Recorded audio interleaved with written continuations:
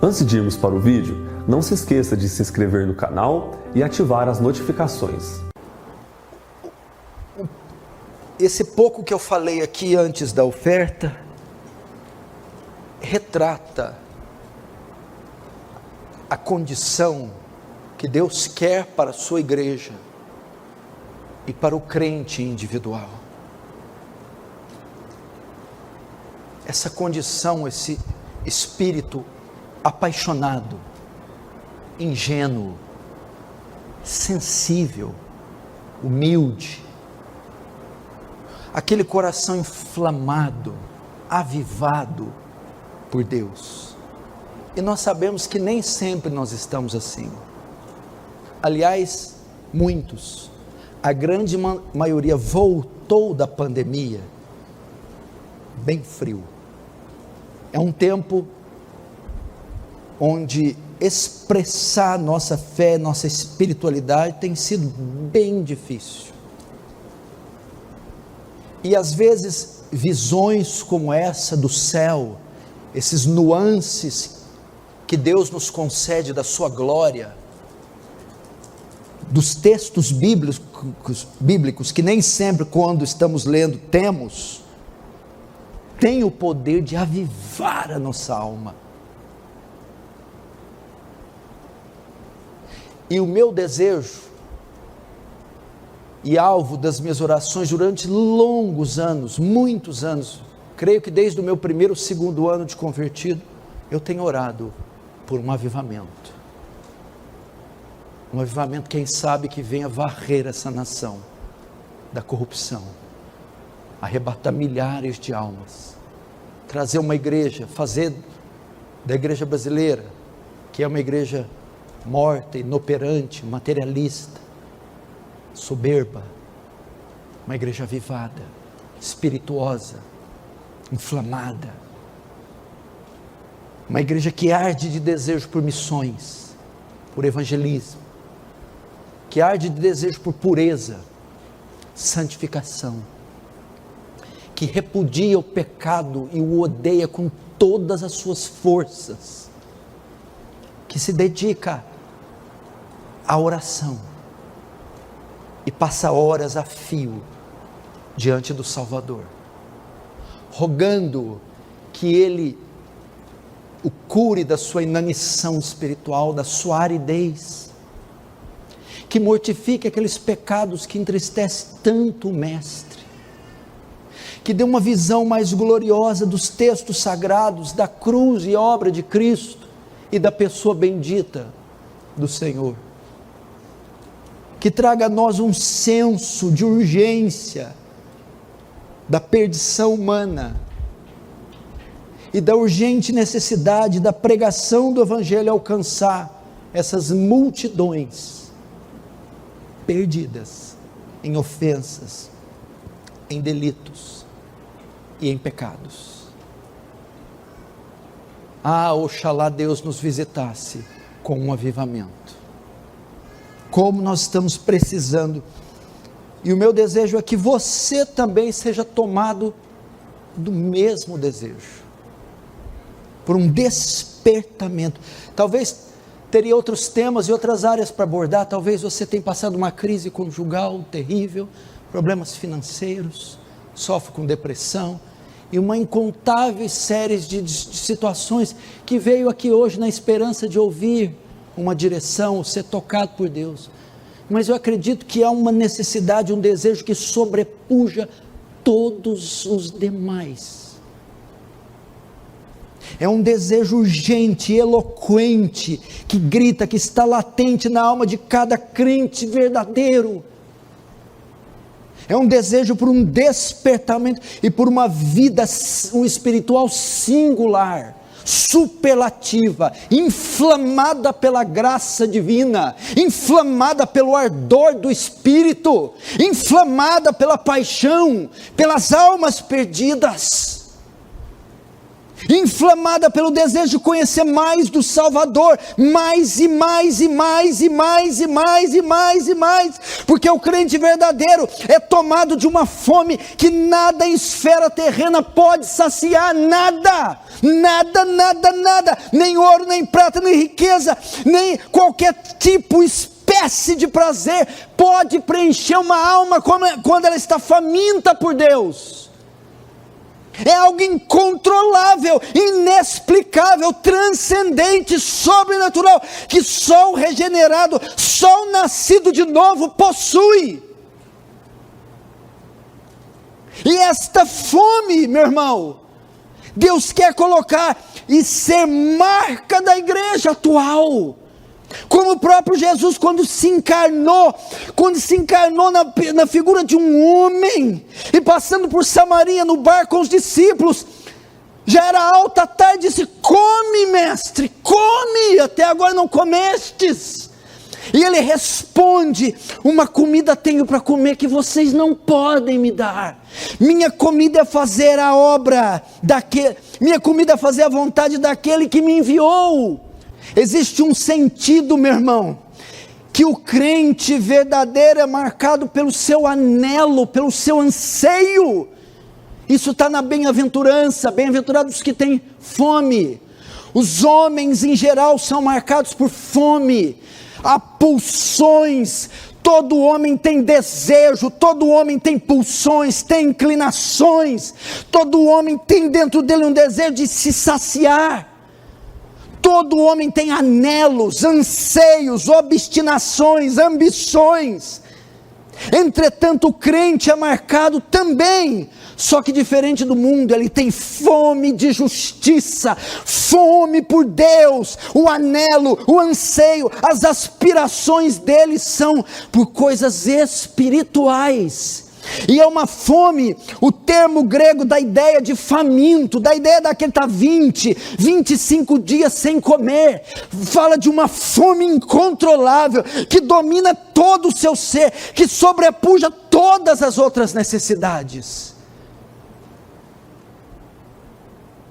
Você vê Filipe, um dos apóstolos, quando chega a Jesus, faz uma pergunta equivocada, mas é uma das perguntas mais estupendas da Bíblia. Aliás, é uma afirmação. Ele chega a Jesus e diz assim: Jesus, mostra-nos o Pai, que isso nos basta.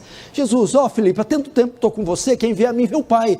Ele errou, o erro dele foi na identificação que o Pai estava na pessoa do Filho. Mas peraí, vamos analisar ele. Ele fala algo: faz isso, que isso nos basta, e isso é suficiente, isso é tudo. O que é tudo, Filipe? O Pai, mostra o Pai. Se você mostrar o Pai, nos conduzir ao Pai, nos revelar o Pai, nós não teremos necessidade de mais nada. Mostra-nos o Pai, e isso é absolutamente, absurdamente suficiente. Meu Deus, que isso! Que Deus nos faça ser tomado de tal fome, de tal anseio. Eu não estou pedindo a libertação do jugo romano, a libertação dos impostos, um cargo no sinédrio judaico, o livramento de alguma doença. Senhor, mostra-nos o Pai. Quem de nós orou isso a última vez? Qual a última vez? Qual mês? Qual foi o ano? Será que todos esses anos de cristão você já chegou diante de Deus e reservou um momento no seu quarto ou qualquer outro lugar para meia hora, 1 hora, 2, 3, dizer: Senhor, hoje eu abro mão das necessidades maritais, dos meus filhos, dos pecados. Hoje eu não quero ir diante do Senhor tratar de coisa alguma, a não ser pedir: mostra-me o Pai. Mostra-me Deus, me dá Deus, eu quero Deus, eu preciso de Deus, eu quero Deus.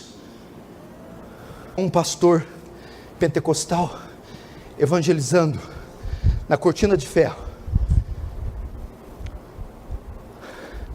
encontrou uma cristã lá, uma senhora que estava sob o regime comunista. não sei se era romena ou se era russa, até que o regime comunista começa a cair. Ele chega a evangelizar e eles levam lá algumas centenas de Bíblias. E essa mulher era cristã quando foi presa, teve os seus bens cassados e o seu direito de professar fé quebrado. 40 anos depois, chega esse homem evangelizando e a hora que vai dar uma Bíblia e dá a Bíblia para ela, ela começa a abraçar a Bíblia, começa a beijar e diz: é minha, é minha, é minha, é minha. Moço, não me dê dinheiro, não me dê riqueza, me dá Deus, eu quero Deus, me dá Deus, por favor, eu quero Deus, me dá Deus, quero Deus.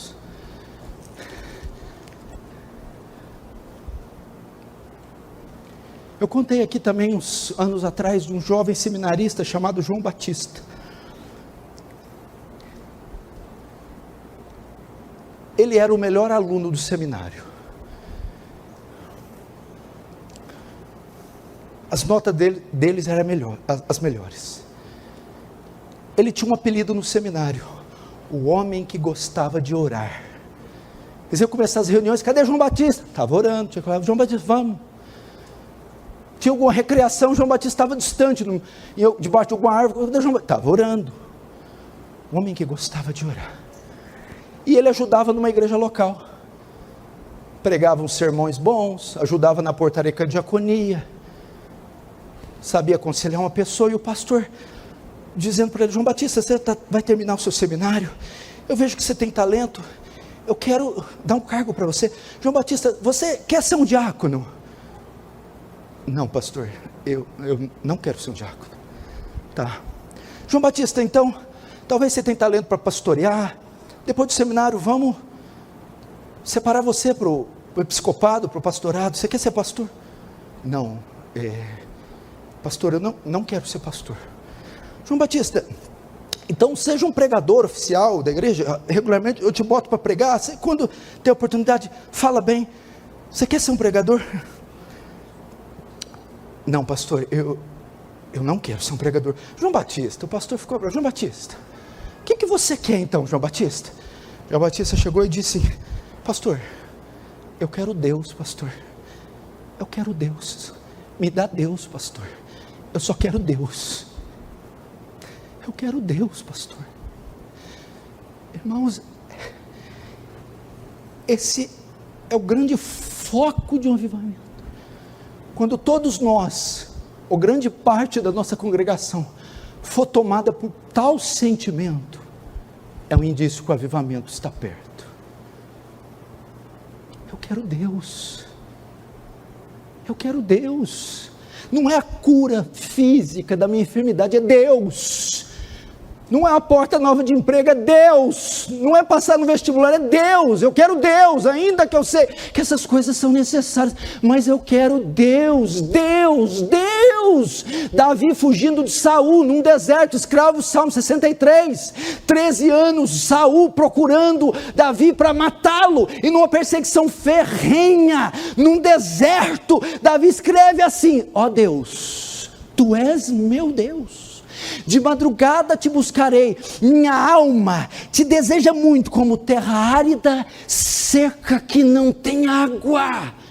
Ele estava correndo risco de vida, ele estava fugindo para escapar com a vida, e num deserto, ele escreve isso. Como que pode? Sabe o que Davi estava dizendo? Ele estava longe do santuário, longe do ambiente de adoração, e por causa da perseguição, ele não podia estar lá.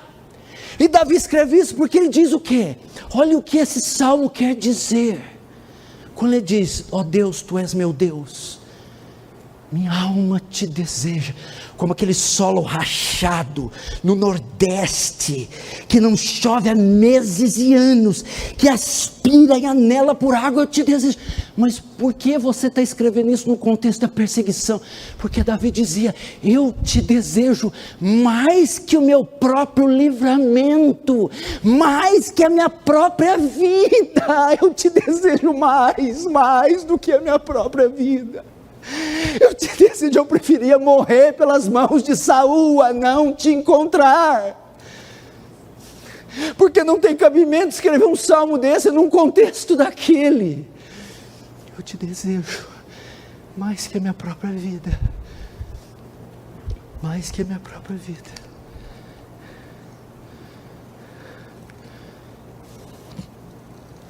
Deus precisa nos dar isso. Não há sentido congregar, não há sentido ler Bíblia, não há sentido ser crente, trabalhar, se não formos tomados com tal sentimento.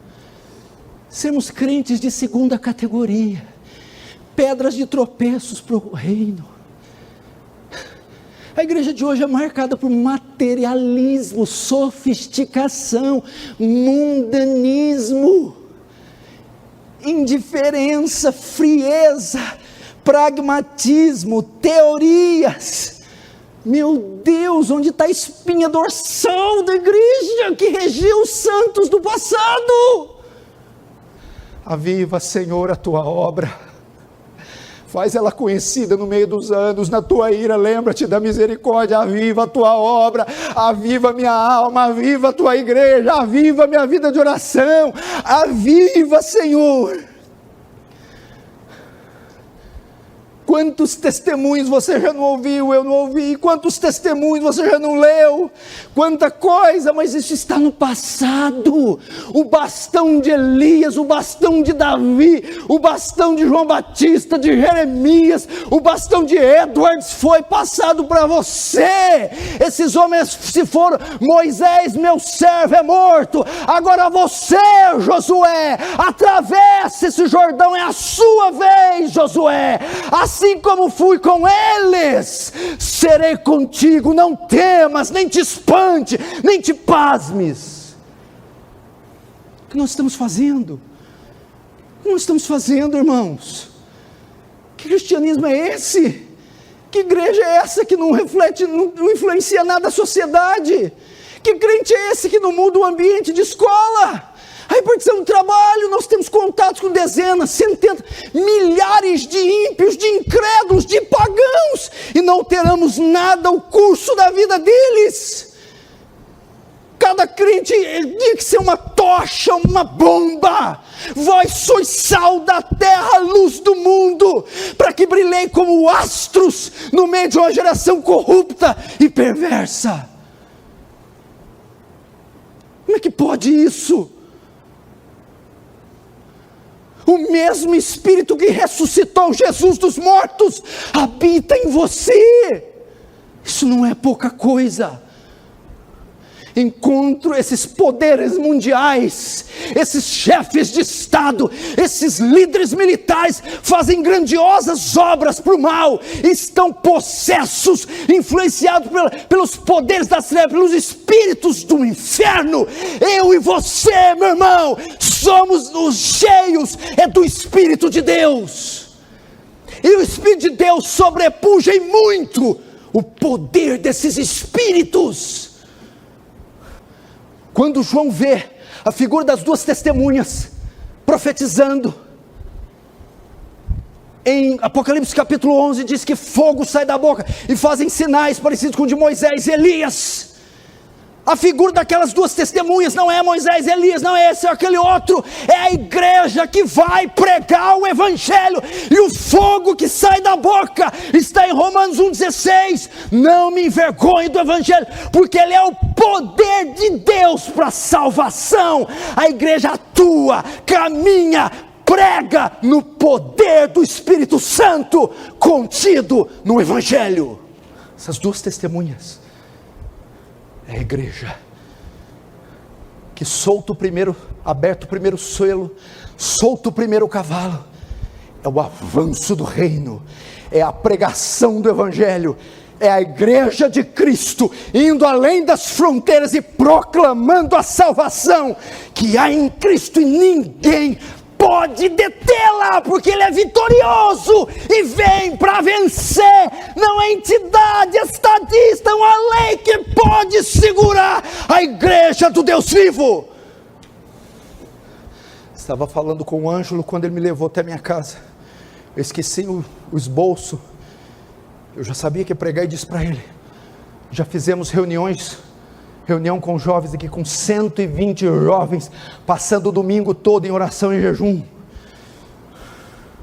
Já fomos orar aqui, num bosque do lado, com 260 irmãos, 260 pessoas em uma vigília.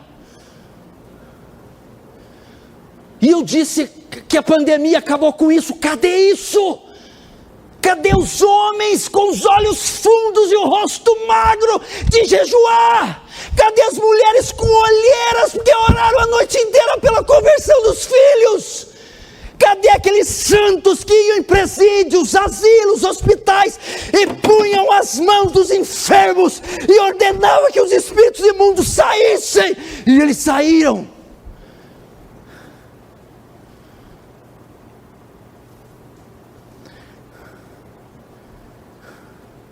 Eu não posso me conformar com isso. Jonathan Edwards, quando escreveu suas 70 resoluções, as 70 resoluções de Jonathan Edwards, lê isso, procure na internet, tem lá traduzido. Com 18, 19 anos ele escreve. E ele começa, resolvi fazer isso e isso, a primeira resolução. Segunda, resolvi. A quarta resolução ele fala um absurdo. Ele escreve de um modo erudito: sei que não vai haver homem perfeito na terra, que vão haver pecadores, não vai haver um cristão que faça tudo. Conquanto que isso possa ser possível, eu quero. Traduzindo, a quarta resolução de Jonathan Edwards compreendia dizer: eu quero ser o maior cristão da minha geração.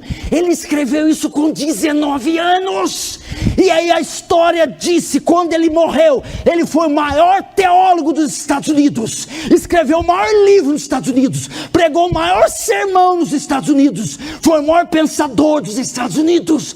Ele de fato foi o maior cristão da sua geração.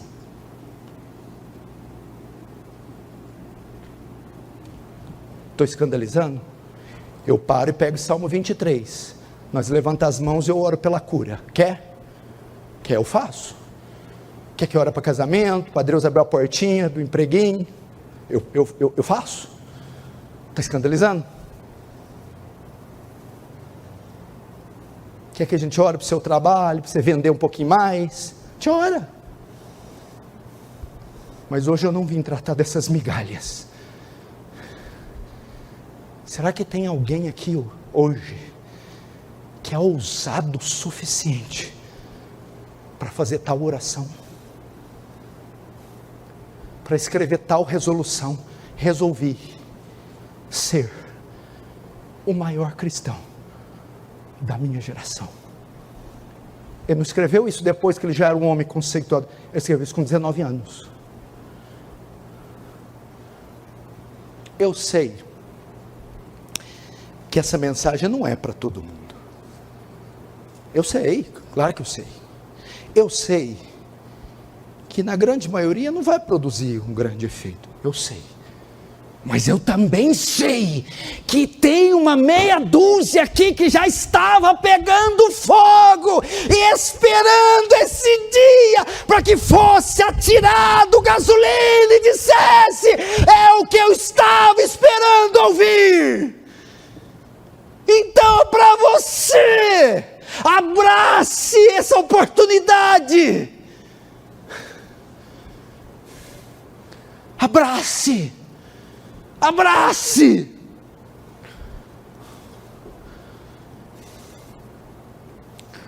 Abrace. Abrace. Ó Deus, visita-nos. Ó Deus, a parte do teu Espírito não conseguiremos. Ó Deus, derrama teu fogo santo. Ó Deus, há anos estamos esperando. Ó Deus, a parte de ti não conseguiremos. Ó Deus, ó Deus, ó Deus. Levítico capítulo 6, que o Natanael abriu, fala da lei do holocausto. A lei criada por Deus, que ordenava que o povo de Israel oferecesse sacrifícios contínuos, os quais o sacerdote pegava e era responsável por oferecer a Deus. Esse sacrifício era oferecido a Deus, sendo queimado. O altar era construído, a lenha era colocada, o fogo era tirado e o sacrifício colocado.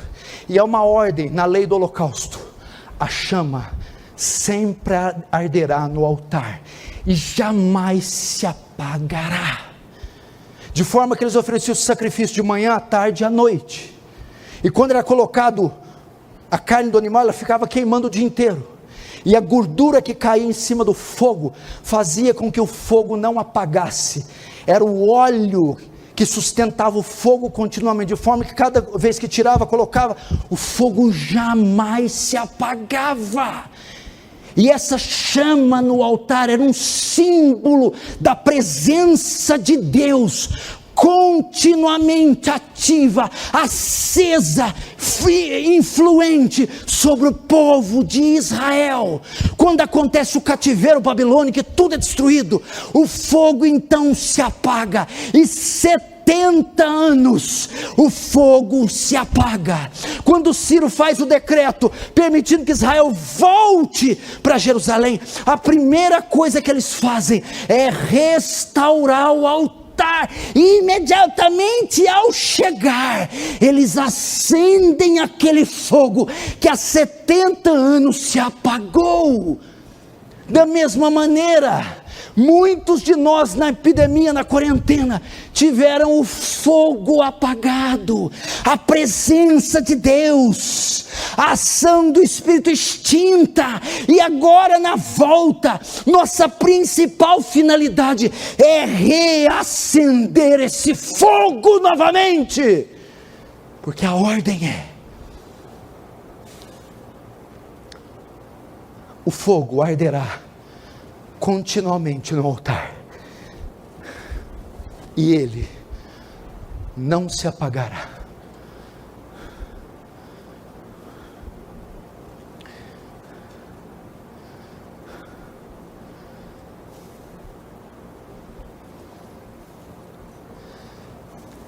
O avivamento começa assim. A palavra avivamento não se aplica a ímpios, só se aplica a salvos, regenerados. Não tem como avivar o que está morto. O ímpio está morto. O que acontece? Ele está morto em pecados e delitos. Aí vem Deus e o regenera, dá vida a ele se converte.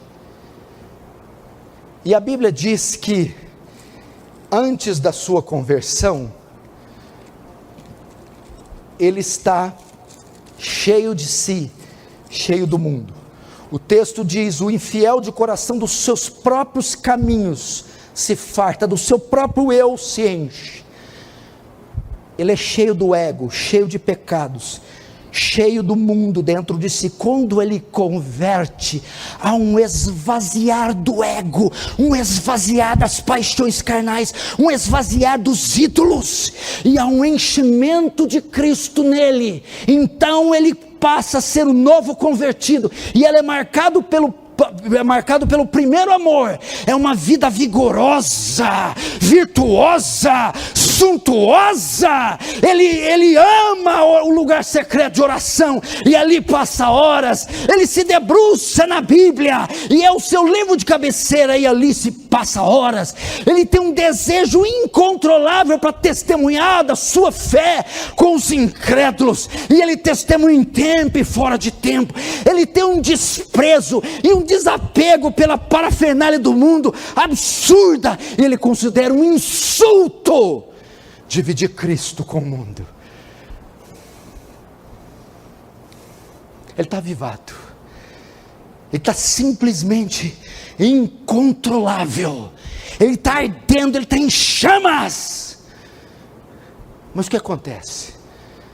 Existe um tempo que isso começa a passar, ele começa a abrir algumas brechas, e esse fogo vai apagar.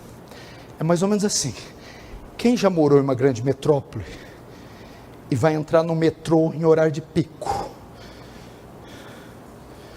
os assentos são disputados no tapa, Eu estou falando daqueles assentos que são completos, igual banco de igreja de madeira, assentões, sem divisões. De repente, você está sentado ali, e tem uma pessoa do seu lado, entre você e ela só tem 6 centímetros. Aí entra, em uma das estações, uma mulher gordinha, bem cheinha, grandona mesmo. E ela olha e vê entre você e o cara do lado 6 centímetros. E você já percebe, meu Deus, essa mulher vai sentar. Então ela vai lá, espreme daqui, espreme de lá. E naquele buraquinho, ela consegue sentar. E está todo mundo pegando e o negócio lotado. É assim que acontece conosco. Você está nessa fogo, nessa virtude. Mas é só você deixar uma brechinha desse tamanhozinho. O pecado encontra ocasião. E ele preenche aquele lugar. E ele toma controle. E ele se assenta. O mundanismo, materialismo, a sensualidade, o pecado. Então aquele ego que tinha saído com a conversão, começa a retornar. E o homem começa a ficar cheio de si. Cheio de mundanismo, materialismo. E começa a se esfriar. E ele coloca Jesus Cristo em segundo plano. É por isso que muitos se esfriam. Não vigiaram aquele espacinho que foi suficiente para uma mulher cheinha entrar e se estabelecer. Então acontece o quê? A apostasia, o esfriamento, a indiferença. O fogo se arrefece, se esfria. Passamos a ser uma igreja religiosa. Aí o que tem que acontecer? Temos que rogar a Deus novamente para que o Espírito Santo nos conceda uma nova visitação, e aquele ego novamente saia, e aquele mundanismo saia, e aquela frigidez saia, aquela indiferença saia, e Cristo novamente entre, tome o centro, tome o controle, e domine cada faculdade nossa, de forma que seremos novamente avivados. Eu oro para Deus, se for para eu viver assim, eu não quero. Não tenho nenhum interesse de prosseguir. Nenhum.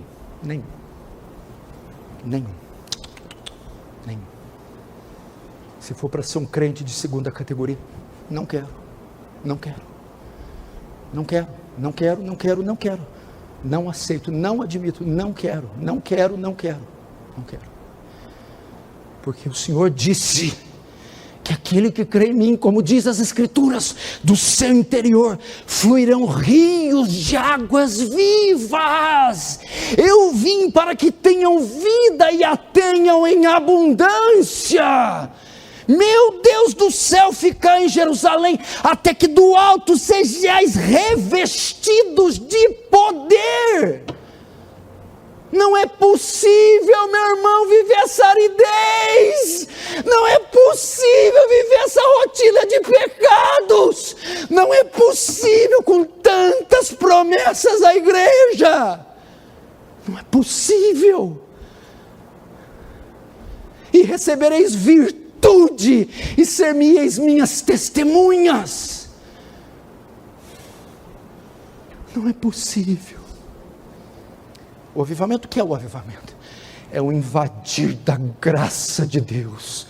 Meu Deus do céu, é aquela marolinha, é aquela ondazinha, bimestral, semestral, que vem diariamente sobre o cais do porto, de repente virá uma onda de 30 pés, é aquela inundação da graça, que a igreja recebe, aquela invasão do Espírito, que o coração recebe, aquele dilatar da fé, que o crente experimenta, aquela visitação singular da parte de Deus. Meu Deus do céu, é aquela ação poderosa do Espírito, aquele chacoalhar do esqueleto, aquele mudar de paradigmas, aquele erguer do caído, fortalecer do fraco, despertar do dormente. Este avivamento é uma obra soberana da graça de Deus, não está no nosso poder. Deus manda quando Ele quer, do jeito que Ele quer. Não tem jeito de comprar o avivamento,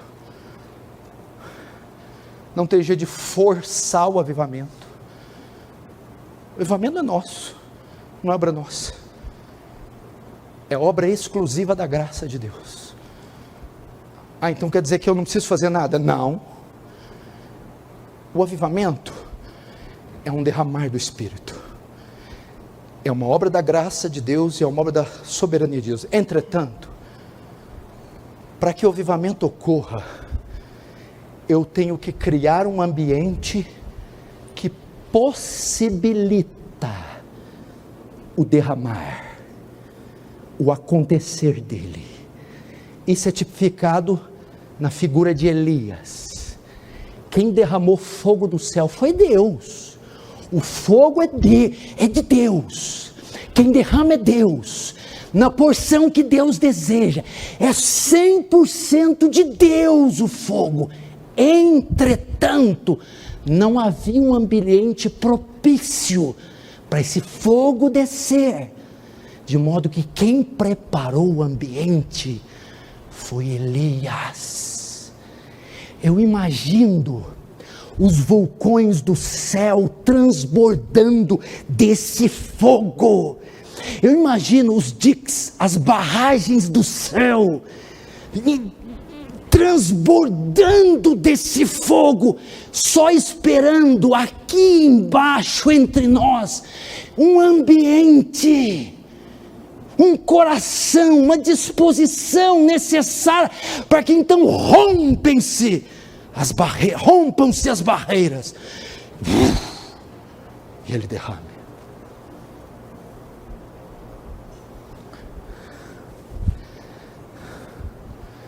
E o que Elias fez? Primeiro, reparou o altar que estava em ruínas. Não havia como fogo descer sem reconstruir. Jezabel e Acabe mandou destruir todos os altares. Elias reconstrói o altar. O que fala disso? O altar era o local que se oferecia sacrifícios. Eu tenho que oferecer sacrifício? Tem. Rogo-vos pela compaixão de Deus que apresentei vosso corpo como sacrifício vivo, santo e agradável a Deus. O que é isso? Que é o vosso culto racional. Uma vida de obediência, de adoração, de sacrifício, de santificação, Senhor. Para restaurar o altar, Elias usou 12 pedras. O que era 12? Símbolo das 12 tribos de Israel. Com Jeroboão primeiro, as tribos se dividiram. Reino do sul, reino do norte. Deus diz, o fogo só é derramado quando há unidade. Enquanto houver picuinha entre os irmãos, barreira, fofoca, escândalos, não vai haver avivamento. Terceiro, Elias faz uma vala ao redor do sacrifício. Cerca o sacrifício com uma vala. De dentro o sacrifício, de fora Baal e os seus profetas. Separação. Quem desce em carniça é o quê? Urubu. Aves de rapina. Aves de rapina é um tipo do quê? Demônio. Satanás. O Espírito Santo, uma forma de pomba, desce sobre quem? Aquele que é santo, que é puro, que se separa. E ele joga água sobre o sacrifício e sobre o rego. Vós estáis lavados pela palavra que eu tenho falado. O avivamento não vem sem pregação da palavra, estudo da palavra, vida centrada na palavra. Quinto, e Elias ora, ó Deus de Abraão, Isaque e Jacó, O avivamento geralmente acontece quando Deus encontra uma igreja de joelhos. Um povo que não só ora por obrigação, por imposição, mas que faz da oração o seu deleite. Então, após ter restaurado o altar, juntado as 12 pedras, oferecido o sacrifício, banhado com água, feito a valeta e orado ao Senhor, então um fogo inexplicável, um fogo soberano, sobrenatural, desce dos céus e queima o sacrifício, queima as pedras e lambe toda a água que estava no rego. Uau! E ele vai dizer para Acabe: sobe, aparelha teu carro, porque há sinal de abundantes chuvas. E uma chuva varre aquele local, pondo um fim no reinado de Acabe e Jezabel. E nós tivemos o avivamento.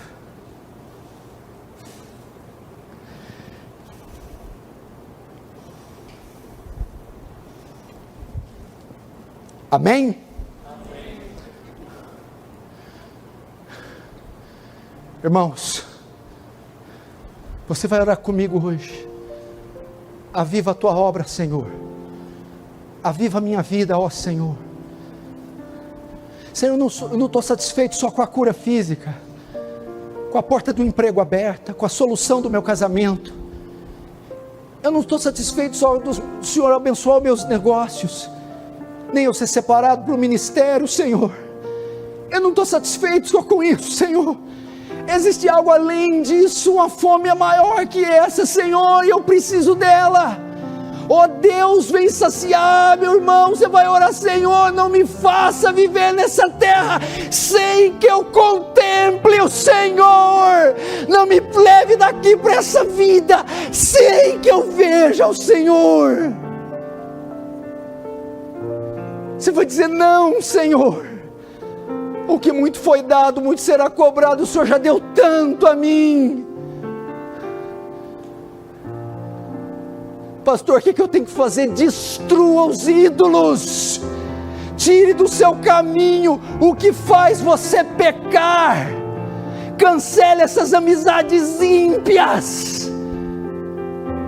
Chega de tanta parafernália, viva uma vida simples, entregue ao Senhor, desintoxique a sua mente de tanta informação.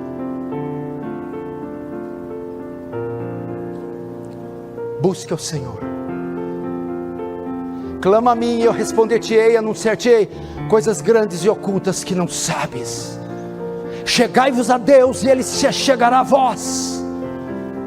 Buscar-me-eis e me encontrareis quando me buscardes de todo o vosso coração, e serei achado de vós, diz o Senhor.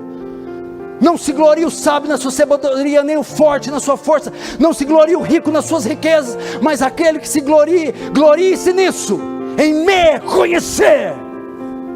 Conheçamos e prossigamos em conhecer ao Senhor.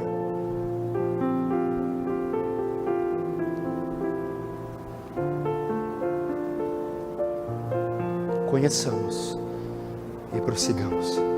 Que você possa sair daqui dizendo: a minha grande paixão essa noite é o Senhor Jesus Cristo. O grande anseio da minha alma é conhecer o Senhor Jesus Cristo. O grande desejo do meu ser é ser cheio do Espírito de Cristo. A grande razão da minha vida: eu só estou na terra por um propósito: viver para Ele. É dizer, nada nessa terra pode me preencher, nada pode me satisfazer, nada, nem as coisas que vêm de Deus, senão o próprio Deus. Nada. Feche os olhos, curva a cabeça e ore. Quer ajoelhar, se ajoelha. Quer tirar a gravata, tira. Quer expressar o seu sentimento com lágrimas, o faça, porque o dia e a hora são hoje. Ore. Irmão, esqueça suas necessidades. Hoje nós vamos tratar da maior delas. Por favor, Essa mensagem não é só para pregador, só para pastor, só para obreiro, profeta, qualquer dona de casa, qualquer adolescente, qualquer jovem que se atrever com ousadia ir ante o trono da graça e rogar misericórdia e achar graça, encontrará. Batei e abrir-se-vos-á, pedi e dar-se-vos-á, buscai e encontrarei, porque ao que bate ser-lhe-á aberto, ao que pede ser-lhe-á dado.